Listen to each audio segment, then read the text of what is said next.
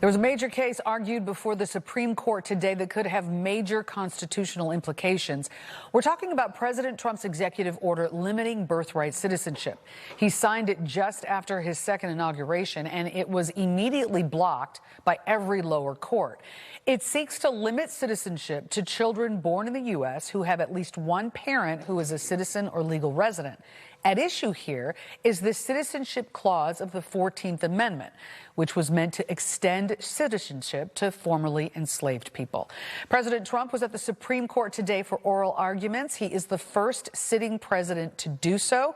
Our political reporter, Mary Ann Ahern, has some of the major takeaways from today's hearing. That alone was unusual, right? Yes, of course. When he's the first after all these years, the decision could impact millions of people. This amendment has been in place, as you mentioned, since after the Civil War. The American Civil Liberties Union is the lead on opposing the Trump efforts. At the Supreme Court today, President Trump sitting in the front row to hear the oral argument on the case to defend his executive order to overturn the constitutional protection of birthright citizenship. Conservative and liberal justices were skeptical of the Trump administration. This was the exchange between Solicitor General John Sauer and Chief Justice John Roberts. I think that shows that they've made a mess. Their interpretation has made a mess of the provision. Well, it certainly wasn't a problem in the 19th century. No, but of course, we're in a new world now, as Justice Alito pointed out to, where 8 billion people are one plane ride away from having a child who's a U.S. citizen. Well, it's a new world. It's the same Constitution. Justice Amy Coney Barrett said the government's argument was puzzling. How would it work? How would you adjudicate these cases? You're not going to know at the time of birth for some people whether they have the intent to stay or not.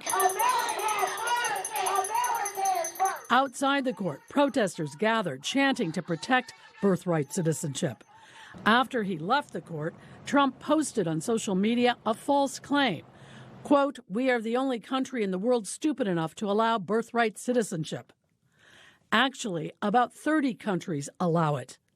Even conservative Justice Neil Gorsuch was skeptical of the Trump administration arguments. And the stuff you have about unlawfully present, it's like Roman law sources you're going to. Justice Ketanji Brown Jackson had practical questions. How does this work?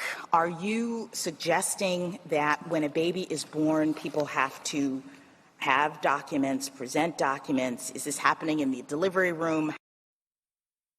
Those who closely watched the Supreme Court believe the president sitting in that front row today, that was a risky move. As one legal expert put it, the justices pride themselves in their independence, even if some of them agree with the president. Allison, back to you. We'll be waiting for their decision. Thank you, Mary Ann.